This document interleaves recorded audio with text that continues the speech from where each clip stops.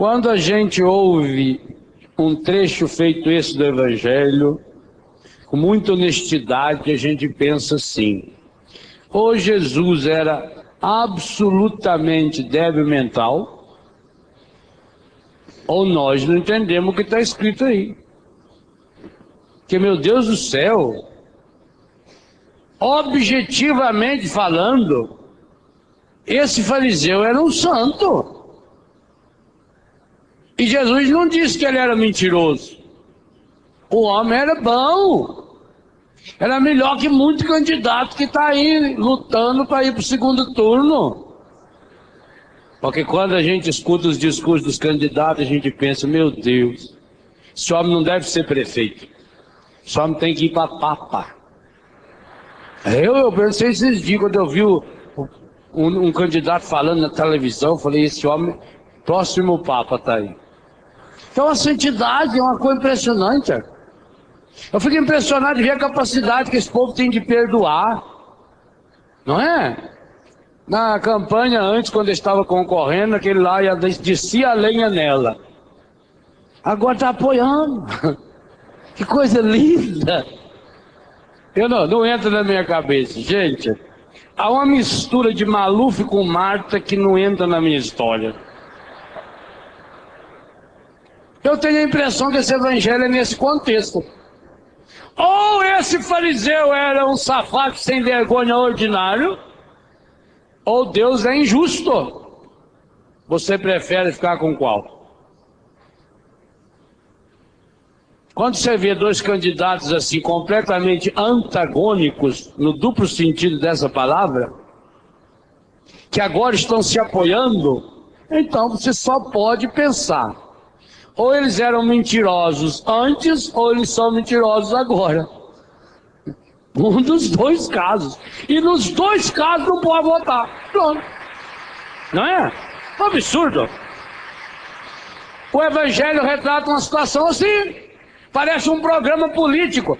Sabem por que é que esse fariseu não foi ouvido na sua oração? Porque ele foi diante de Deus para rezar, mas na verdade ficou fazendo propaganda política, como que se Deus precisasse votar num dos dois. Eu não sou igual esse cobrador de imposto que está sentado aqui. Eu não. Eu jejuo 2 vezes por semana. Olha, gente, falei ontem, né, Lorena? A maior parte dos católicos jejua 2 vezes no ano. E olha lá, quarta-feira da Paixão e sexta-feira santa. Esse fariseu diz: eu jejuo 2 vezes por semana, eu pago dízimo de tudo, eu não sou adúltero, eu não sou injusto, eu não sou ladrão, vote em mim. E Jesus diz que Deus tapou os ouvidos. O Espírito Santo foi só levantando as peninhas assim, ó, botando a asinha na orelhinha e ficou surdos. Nem fé deu para rezo desse fariseu. Porque ele não foi rezar. Ele tinha necessidade de rezar, mas não foi rezar. Ele foi falar de si mesmo para Deus. Isso Deus não precisa. Deus sabe quem nós somos. Você quer rezar, a primeira condição absolutamente necessária para rezar, seja a dor da morte, da perda de alguém, a experiência dramática que você viveu, tire a sua máscara. Pensa em tudo que o Padre Jonas falou hoje de manhã. Mete o dedo na garganta, espreme o carnegão. Mais prático impossível. Mas é isso mesmo, gente. É um carnegão que fica latejando no coração da pessoa. E ela fica remoendo. E ainda fica pondo porcaria em cima. Aí, já está com trauma da morte, agora ainda fica a contaminação do demônio. Você já pensou quanta gente o demônio já levou para o inferno por causa das falsas doutrinas a respeito da morte? Quantas? Quantas pessoas já foram educadas da pedagogia encardida da reencarnação, por exemplo? Quanta gente já foi educada na pedagogia encardida da doutrina do suicídio coletivo e hereditário? que fica pondo na cabeça da criança: olha, você toma cuidado, hein? Porque o seu bisavô enforcou, seu pai enforcou, e eu não sei não se você também não vai enforcar, né? Aí o tio já chega: é esse o menino, né? Ah, esse que o pai enforcou. Foi, coitado, né? O fim dele pode ser tudo também. Que o bisavô dele enforcou também. Meu Deus do céu! Minha mãe é mulher e eu sou homem. É diferente, não é? Pensa, acorda. Quanta gente está padecendo hoje, porque vai criando e vai passando isso de geração em geração, um trauma de morte. Morte violenta, morte por estupro, morte, assassinato na família. Como isso foi semeando discórdia.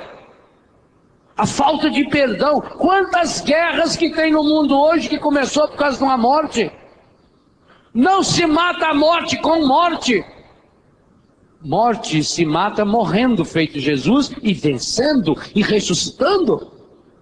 Então a primeira coisa que a morte nos ensina, e que a oração do fariseu precisa nos ensinar, é: tire as suas máscaras. Primeira leitura dizia de uma forma espetacular, nem vou falar muito porque a Salete foi muito cirúrgica junto com o padre hoje de manhã em cima dessa leitura. Mas Deus jamais despreza a oração de dois tipos de pessoa. Quais? Primeira leitura. Isso, não prestaram atenção. Pois está falando de morte do órfão e da viúva. Como é que a pessoa fica órfã? Quando o pai morre. Viúva, quando o marido, ou viúvo, quando a marida morre. Pronto. Deus não despreza o viúvo, a viúva, o órfão. Por quê? Quando essa pessoa tem coragem de lhe abrir o coração. A oração que esse safado sem vergonha, ordinário, publicano fez, foi ouvida por Deus. Gente, Deus não estava justificando e não está. Jesus não está dizendo que você tem que viver uma vida de qualquer jeito, depois basta vir fazer uma rezinha. Você não sabe a hora da sua morte. Você não sabe se você vai morrer. Eu já disse isso, Nelsinho Correia estava presente quando eu afirmei, e ele entendeu na hora, porque tem uma inteligência que capta longe, também com toda a experiência que já tens aí. Dava muito retalho para essa vida. Viva como se fosse o último dia da sua vida. Um dia você acerta. Ou não? Você não sabe o dia.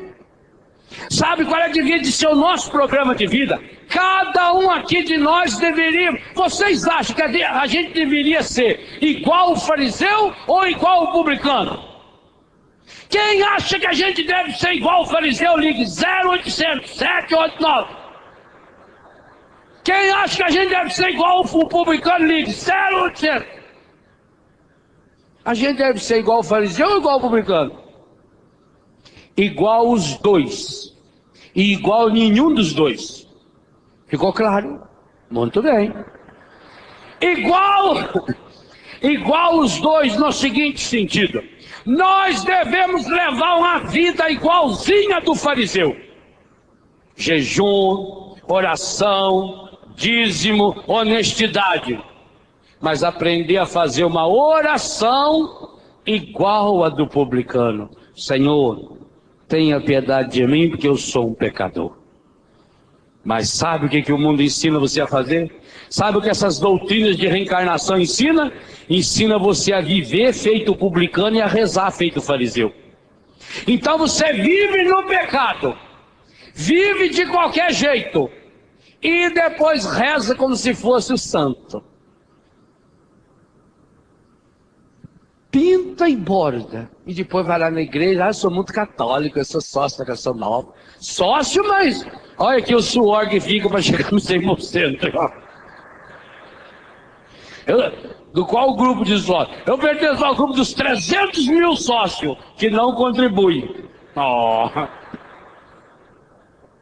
Desse sócio, a Canção Nova está cheia e o inferno está lotadinho.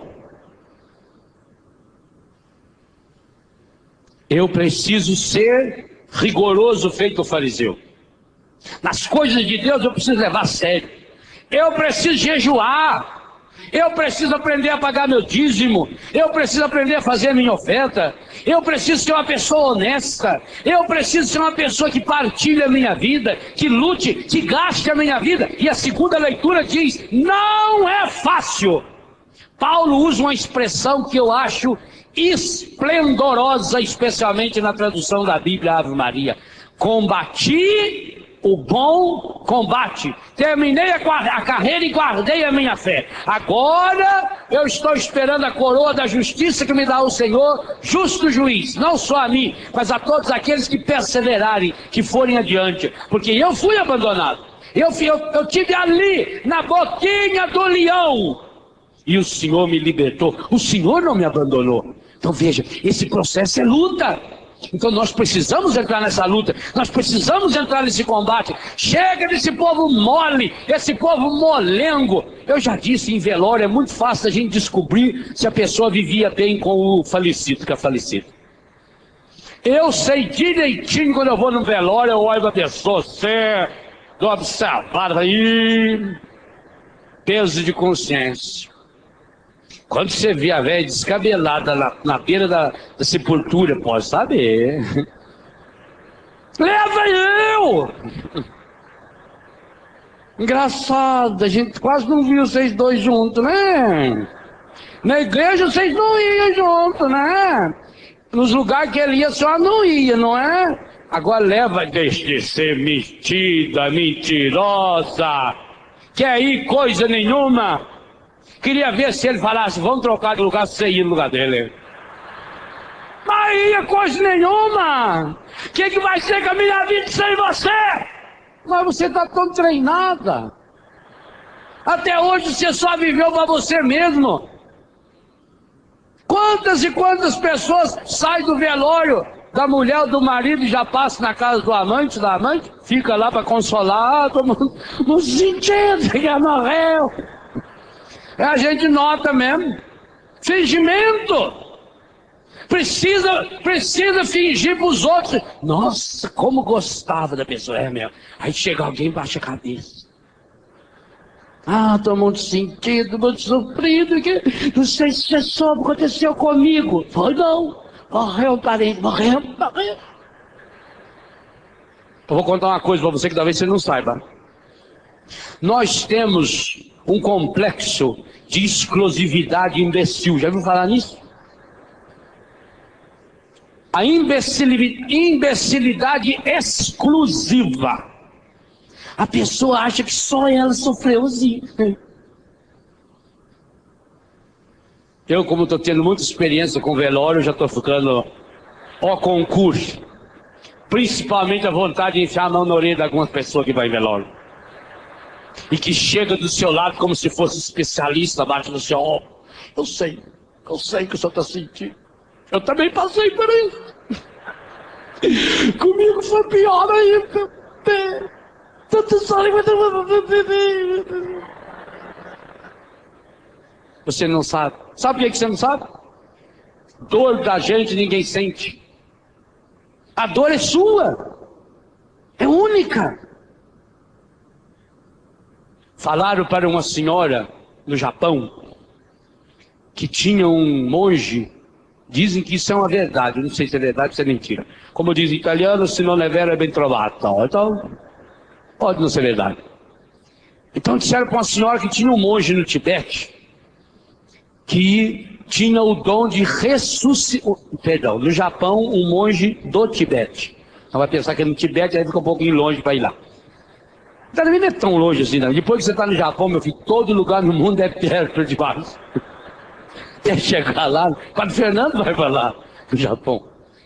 Então contaram para a senhora lá no Japão que um monge do Tibete tinha o poder de ressuscitar, principalmente criança, quando morria uma criança morria injustamente, criança nunca morre por culpa própria, né? Então que esse monge ressuscitava. E morreu o filhinho dessa senhora, ela foi procurar esse monge. E aí, perguntou para ele, é verdade que o senhor tem o poder de ressuscitar uma criança morta? Ele falou, não é que eu tenho poder, existe esse poder. E Deus me usa para executá-lo. Ah, sim, então o senhor tem esse poder? Não, não é que eu tenho poder. Existe o poder.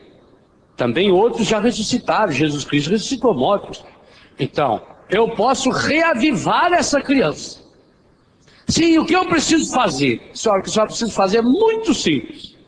A senhora precisa me conseguir uma semente de mostarda, mas que tenha nascido no canteiro de uma casa onde nunca a família tenha perdido um ente querido. Só isso. Pode deixar a criança aqui, só vai procurar essa semente. E ela foi de casa em casa. Tem semente de mostarda? Tem. Agora é época da mostardeira, está dando semente. Pode dar. Aí ia lá pegar a semente, toda feliz. Ah, mas eu tenho uma perguntinha antes para fazer. Aqui já morreu alguém na família? Já, meu pai morreu.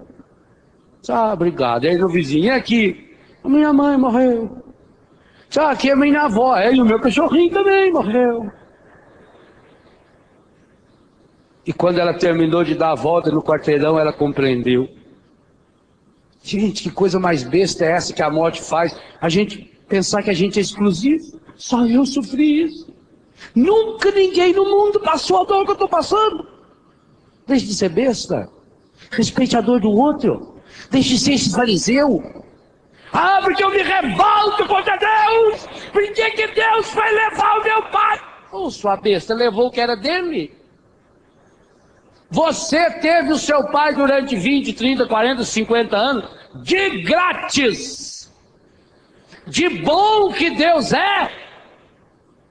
A vida não pertence a você. Minha vida não me pertence. Como não pertence a minha mãe nem a meu pai. Pertence a Deus. Eu estou aqui de passagem. Nós estamos aqui viajando. Nós não temos morada definitiva aqui não. Nós caminhamos para a Jerusalém celeste. O céu é a nossa pátria. No reino do Pai tem muitas moradas. Eu vou preparar um lugar. Mas Jesus só pode preparar um lugar. E ele fala plural, moradas. Exatamente para isso, para que cada um entenda que do jeito que você viver a sua santidade de vida, com as limitações que você tem, mesmo você tendo um passado, feito passado, ferido e machucado desse publicano, a misericórdia infinita de Deus tem um lugar para você. Talvez a sua vida seja igualzinha do publicano. Talvez até você já tenha sido um pecador público. Ou melhor dizendo, talvez até publicamente já se ficou sabendo do seu pecado. Quantos aqui passaram vergonha na vida? Porque fez uma bobagem, roubou uma loja, deu um desfalque, fez um erro lá não sei aonde, escondeu isso durante tanto tempo, e um triste dia, melhor dizendo, um belo dia, isso veio à tona. Quantos aqui já tiveram profissões desonradas? Quantos aqui já usaram droga? Eu mesmo já usei droga. Quantos já se prostituíram? Quantos já se estragaram publicamente? E no entanto, hoje, sabe que está no coração de Deus. Porque feito esse pecador público, um dia também você teve essa graça de dizer: Senhor, tem piedade de mim, eu sou pecador. Agora, a dureza dessa palavra precisa ser lida no versículo 9, o gancho que segura essa leitura. Depois você olha com calma novamente esse evangelho. O gancho que segura o evangelho, que prende esse evangelho, é o versículo 9. Jesus contou essa parábola para chamar a atenção daqueles e daquelas que desprezavam os outros porque se consideravam muito santo e muito santa. Pare de se achar melhor do que os outros. Pare de se comparar com... Nós não temos que nos comparar com ninguém. Oh, meu irmão, minha irmã, você não nasceu para ser melhor nem para ser pior do que ninguém. Não deixa ninguém comparar você com ninguém. A comparação cria competição. A comparação cria inveja. A comparação cria ciúme. E a inveja e o ciúme foram os pais da morte. Foi por inveja do demônio que a morte entrou no mundo, entrou no coração da humanidade. Não se compare com ninguém, não. Aceite você do jeito que você é. Não aceite os seus defeitos. Não aceite os seus pecados. Isso não. Se aceite, reconcilie-se com você mesmo, com a sua história. Se aceite e coloque-se inteiro nas mãos de Deus. Sabe, Deus não precisa olhar o álbum de fotografia que você selecionou. Deus sabe, Deus conhece sua história. Sabia que Deus sabe até por que você pecou? Deus não sabe o seu pecado. Isso é outra história. A consciência é um sacrário inviolável. Se você não contar para Deus, só no dia do juízo final. Nem no juízo particular o mundo não vai conhecer. No juízo final, sim. E nós não devíamos temer o juízo final, não. Principalmente você que já foi um dia caluniado. Você já foi perseguido. O único momento da sua história em que você poderá ser reabilitado vai ser no juízo final. Nunca a gente devia de ter medo de nos encontrar com o juiz verdadeiro que é Deus. Sabe por quê? Porque Deus não é um juiz que me julga.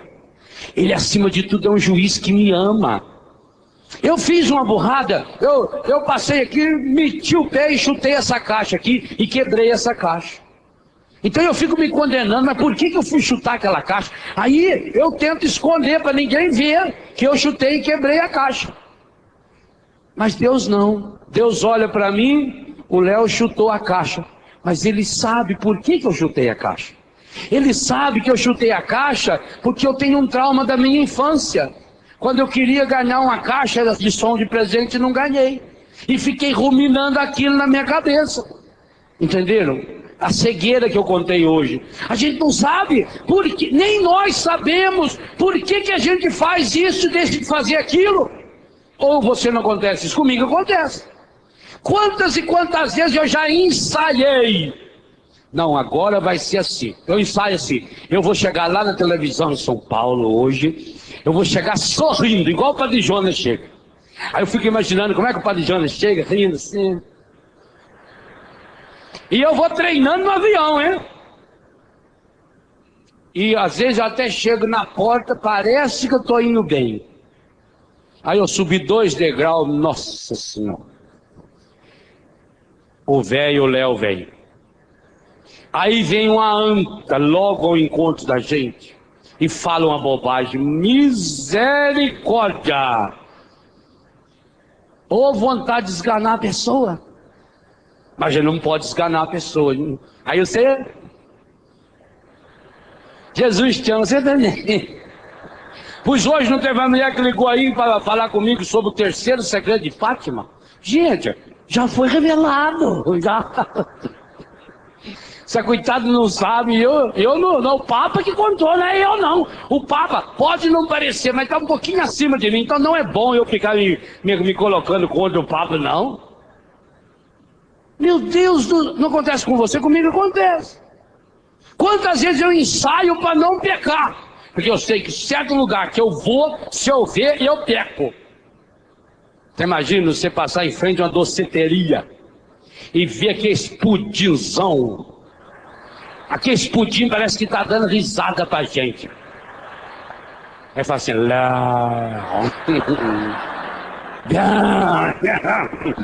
a minha vontade é comer aquilo inteirinho. Eu não posso. Eu sei que daqui para cima é uma delícia, daqui para baixo é uma desgraça. Isso aí. Eu treino. Você também treina. Quantos pecados? Pecados leves e pecado pesado. Quantos estão lutando contra o espírito de adultério, gente? Mas Deus sabe. Deus sabe. Por isso, a segunda leitura é espetacular. Combati o bom combate. Não desista. Caiu. Levanta. Sujou. Lava. Levanta de novo. Vai. Não desista. Por quê? Porque Deus sabe que lá na sua história, talvez até quando você estava na barriga da sua mãe, houve uma infidelidade do seu pai ou de um vizinho, e aquilo foi falado e as pessoas não sabiam que você estava lá na barriga da mãe, e aquilo gravou em você, e o demônio achou uma brecha de entrar ali para atazanar a sua vida, e hoje você tem esse espírito de adultério.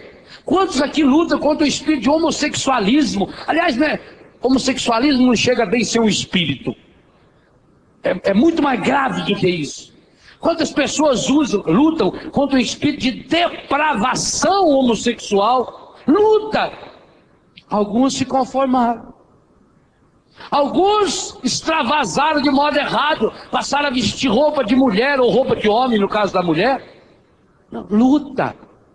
É fácil? Não é fácil. Eu sei de pessoas que têm essa luta dentro de si. Não é fácil. Não condene. Mas não é fácil. Luta. Não pare de lutar. Talvez você tenha um espírito de posse. Você queria ter as coisas para você. Ou as pessoas. Tem gente do jeito de amar estragado. É um amor possessivo. Eu quero as pessoas tudo para mim. Eu quero juntar as pessoas aqui. Eu quero dominar a vida das pessoas. E se uma pessoa vai fugindo de mim, eu puxo ela de volta. Eu me descabelo. Você não sabe por que você é assim. Você não sabe por que você é manhosa. Você não sabe por que você é irritado. Você não sabe por que você é nervoso. Você não sabe por que você é impuro. Você não sabe por que você fala demais. Você não sabe por que você fala de menos. Você não sabe por que você come demais. Você não sabe por que você come de menos. Você não sabe. Você não é dono nem de você. Então não tema encontrar-se com o juiz, que é Deus, porque Ele sabe. Ele julga você a partir do amor. Ele olha lá na sua história. Aliás, Ele está contando com você desde aquele tempo. Ele está te carregando, Ele está te segurando no colo desde aquele tempo. Então nós precisamos perder esse espírito de farisaísmo. Não se condene não. Nunca tenha medo. Como a gente tem medo dos juízes humanos. Principalmente aquela pessoa que é juiz dos outros. Agora, aí tem uma coisa que Jesus falou muito séria. Você que vive julgando os outros. Olha bem aqui, deixa eu apontar direito o dedo para não ter perigo. Porque se eu aponto assim, dá um para a pessoa, um para Deus, 3 para mim. A maioria ganha, é eu, não? Então, vamos apontar corretamente. Se você, meu irmão, você, minha irmã, tem o costume, você aí, ó. Não faz assim não, assim. Às vezes faz discretamente, certo? Faz ficar cantando a música, derrama, Senhor, derrama, aquela, né? Se você tem o costume de falar mal da vida dos outros, você que tem o costume de julgar e condenar as outras pessoas, então prepara-se, prepara-te, porque o seu e o teu julgamento vai ser violento. Isso Jesus falou. Com a medida com que você usar para medir os outros, você vai ser medido. Isso é ser fariseu. Fariseu é alguém que, mas meu Deus, para esconder o meu erro, para esconder o meu defeito, eu fico falando do erro e do defeito dos outros. Para esconder a minha sem vergonhice, eu fico falando dos outros. Por isso que a pessoa fica alegre quando fica sabendo de fofoca da vida alheia. Tira a máscara. Diante do juízo universal que é o nosso Deus. No dia do juízo final, então vão se reabilitar todos os que foram injustamente condenados na história. A verdade virá à tona. Mas também, meus irmãos, naquele dia, por justiça divina, virá à tona a sujeira que muitos de nós cometemos. E o evangelho de hoje é espetacular para isso. Não tem importância se você cometeu muitos pecados. Jesus nunca fez nenhuma pergunta sobre o passado de nenhuma pessoa. Não tem importância se você fez muita burrada. Não tem importância se você é um assassino. Não tem importância se você é ladrão. Não tem importância se você foi adúltero. Tudo de errado você já fez. Não faça mais. Tome hoje a decisão de fazer diante de Deus, e se for preciso em confissão, a oração do publicano: Senhor, tende piedade de mim, eu sou pecador. A oração do fariseu, ele se diz bom por aquilo que ele faz. A oração do publicano: Senhor, tem piedade de mim, eu sou pecador. Não tenha medo de falar isso para Deus hoje, meu irmão. E quando você começa a rezar feito publicano, a inclinar sua cabeça, o fariseu estava de pé, olha bem, olhando lá para trás: eu não sou feito aqui. O publicano está com a cabeça baixa, nem levanta a cabeça. Senhor, tem piedade de mim, eu sou pecador. Oh, meu irmão, Quantos de nós aqui já fizemos muitas burradas na vida? Quantos de nós aqui já fizemos um monte de coisas e um monte de vezes que a gente não queria ter feito? Quantos de nós aqui não conseguimos nos controlar? Quantos de nós não conseguimos controlar nossos olhos? A gente vê uma coisa, já quer pegar pra gente. Vê uma roupa, já quer comprar. Vê uma pessoa bonita, já quer usar essa pessoa. Quantos de nós não conseguimos controlar o que nós ouvimos? Quantos de nós não conseguimos controlar nossa boca, nem naquilo que sai, nem naquilo que entra?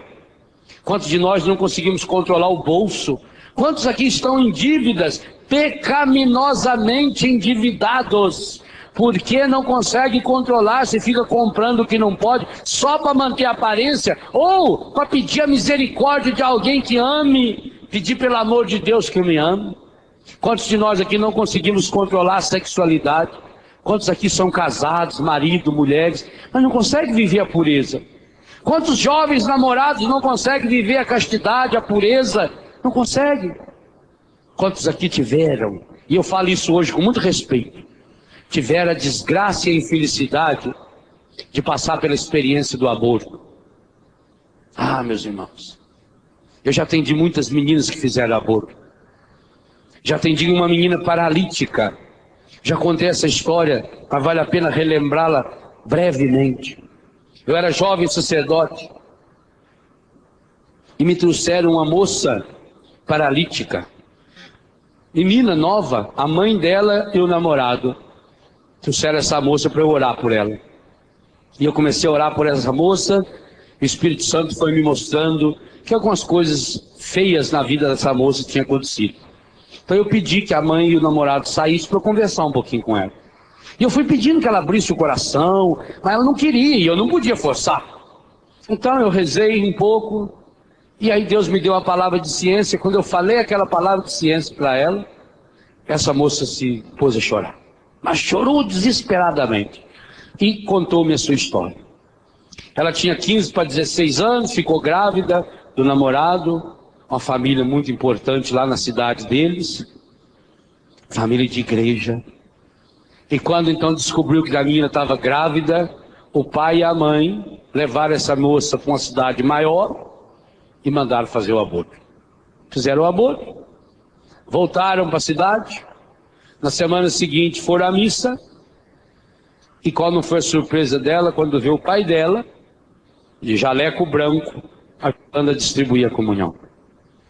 Naquela hora, o ódio do pai, aliado ao aborto, abriu a porta do demônio na vida dela. E aí veio a condenação, autocondenação. E como ela nunca mais queria cometer aquele pecado, o demônio foi sugerindo que ela não movimentasse mais as pernas, porque não andando, ela não iria arrumar namorado, não iria ter relações sexuais, sendo paralisada. E ela estava paralítica. Então fizemos uma oração demorada, entregamos a criança para Deus, pedi que ela escolhesse um nome para a criança, e ela me perguntou, menino ou menina? Eu disse, você que escolhe. Ela disse, então pode ser Léo? Pode, fico honrado. Você tem um filho que se chama Léo, que está no céu, está no coração de Deus. E a partir de hoje você vai pedir inclusive a intercessão dele, porque a criança que foi abortada, ela está no exército dos santos inocentes, inclusive intercedendo muito dia e noite pela conversão da mãe, do pai e de todos aqueles que trabalham na indústria medonha do aborto. Quando terminamos de rezar, meus irmãos, eu dei absolvição sacramental para ela. E quando eu terminei de dizer, minha filha, eu te absolvo em nome do Pai, do Filho e do Espírito Santo, ela se levantou sozinha, juntou-se no meu pescoço, me lambuzou de beijo e lágrimas, e graças a Deus eu abri a porta, e estarrecida a mãe e o namorado a receberam andando. E ela já tinha ido até para os Estados Unidos para resolver o problema da perna. Então vejam bem, o que o pecado faz? O pecado paralisa. Eu uma vez atendi uma criança muda em Florianópolis, eu não era padre ainda. E o senhor Vendelim, quando nós estávamos rezando, ele olhou para mim e falou assim, frater, O senhor sentiu a mesma coisa que eu? Falei, não sei, só sei que eu vi essa menina falando. Ele disse, ela vai falar. E a primeira palavra que ela vai dizer é Jesus. Então fomos rezar pela mãe, rezar pelo pai, pelo avô, pela avó, pela família.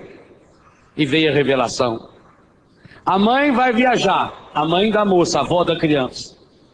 A moça leva o namorado para dentro da casa, no quarto da mãe, e estão em relação. Chega o irmão dela e vê aquela cena e grita prostituta. Ele não gritou prostituta, gritou pior aí.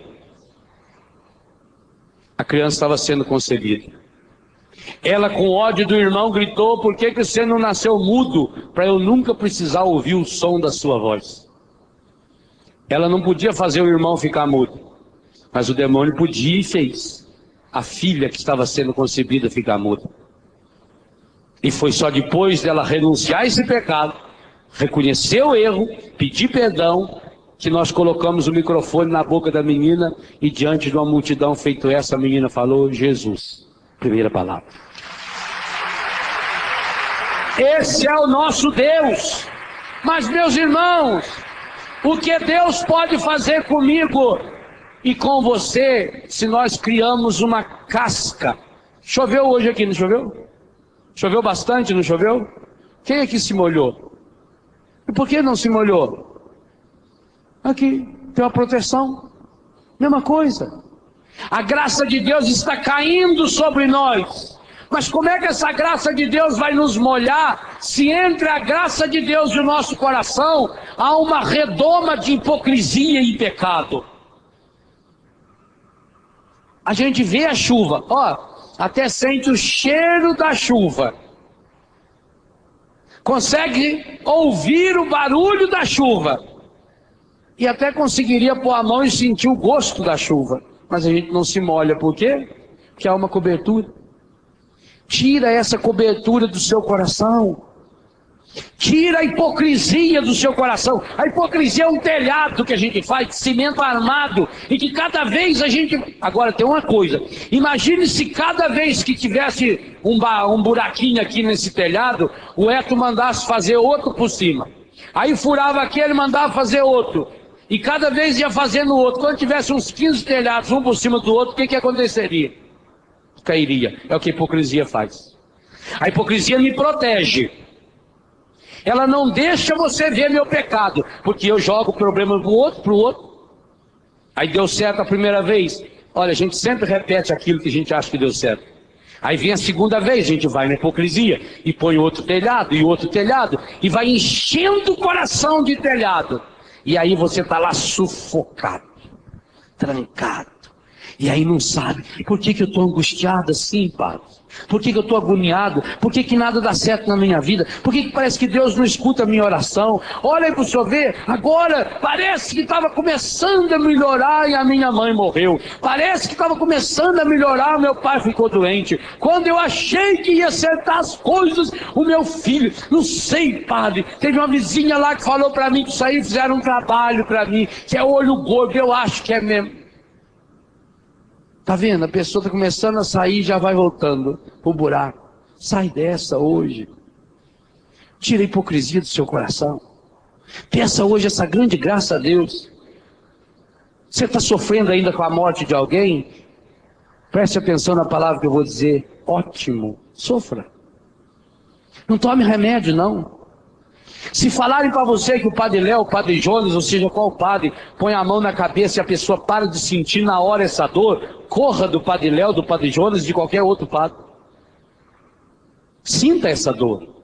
Mas volte na primeira palavra que o padre dizia hoje, quando falava de Jeremias. Sinta essa dor diante de Deus. Derrama sua alma na presença do Altíssimo. Chore na presença do Senhor. Não fique dando uma de conformista, não. Ah, porque se eu me rebelar contra Deus, porque eu perdi um ente querido, Deus vai mandar um castigo. Deus não castiga, a morte não é castigo. Não transforme a morte num castigo. Abra o seu coração, tire a máscara. Deus sabe que você está derrotando-se. Mas ele não pode fazer nada enquanto você não der esse primeiro passo.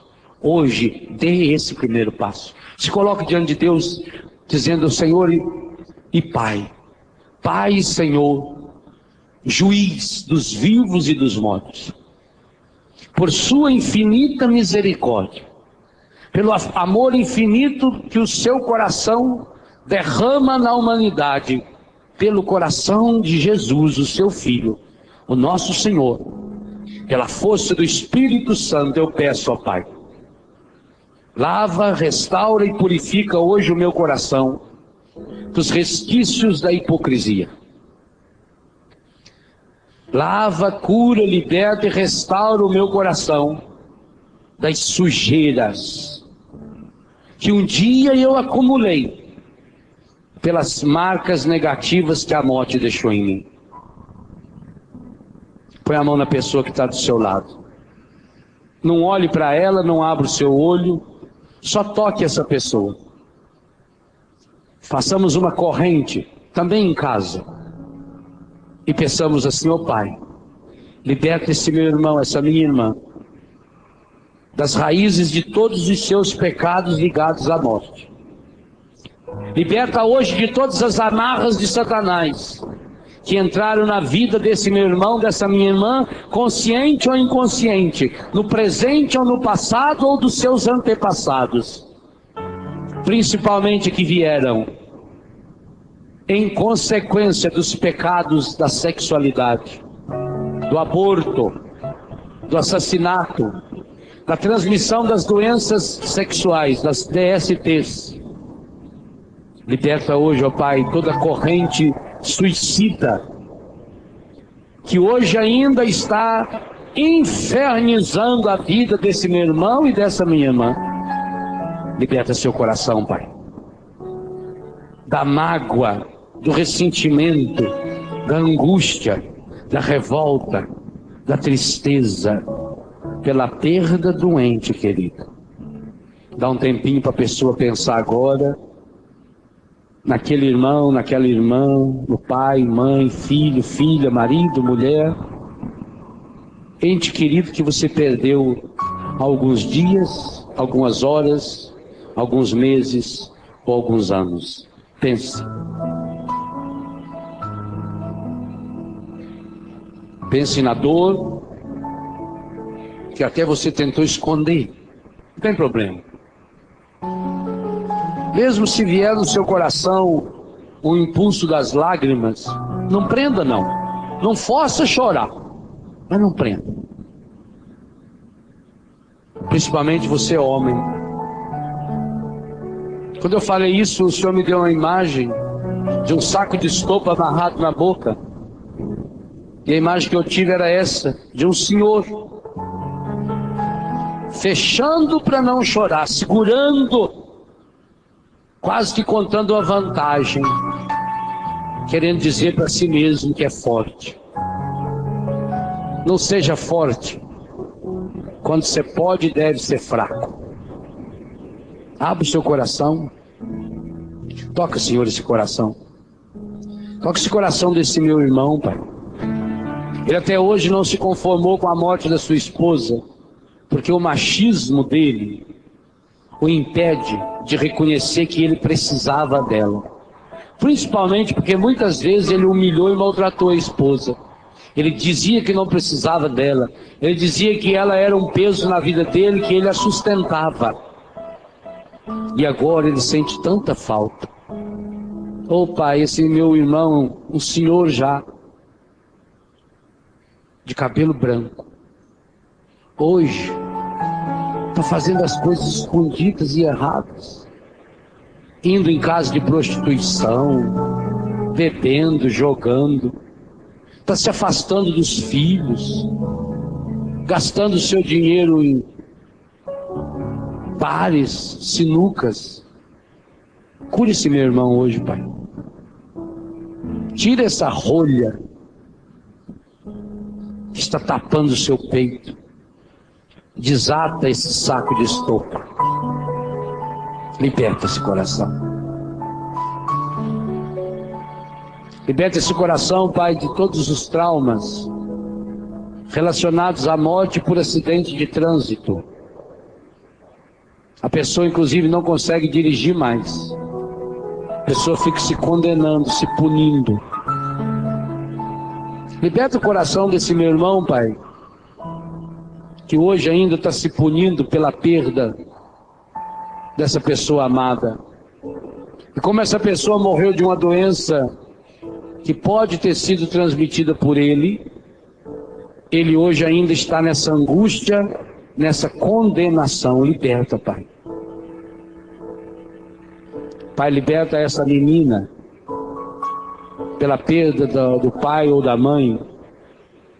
Ela está se condenando porque não os amou como devia. No dia da morte ainda desse ente querido, falou umas palavras pesadas. Reclamou de ajudar.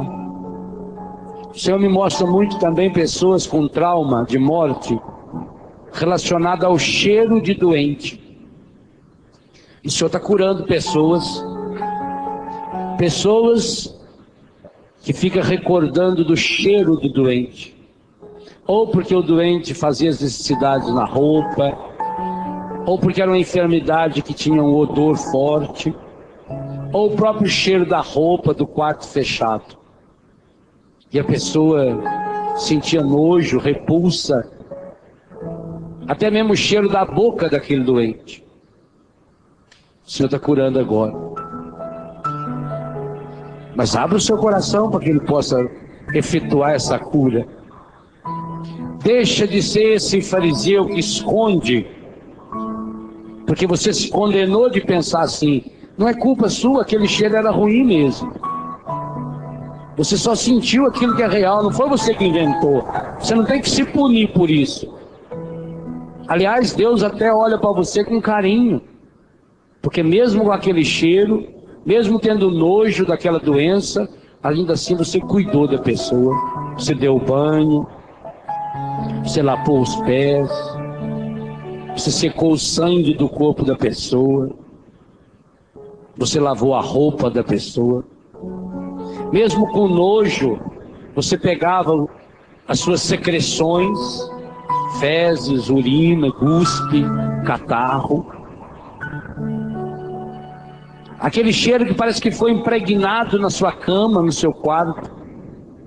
Hoje você tem medo de ir no quarto de pessoa que morreu, medo de usar a roupa que um defunto usou. Não tenha mais esse medo. Ponha diante de Deus: Senhor, amparai-me, socorrei-me, vinde ao meu encontro. Senhor, tem piedade de mim. Eu sou um pecador. Tem piedade de mim, Senhor, eu sou pecadora. Cura, Senhor, meu coração.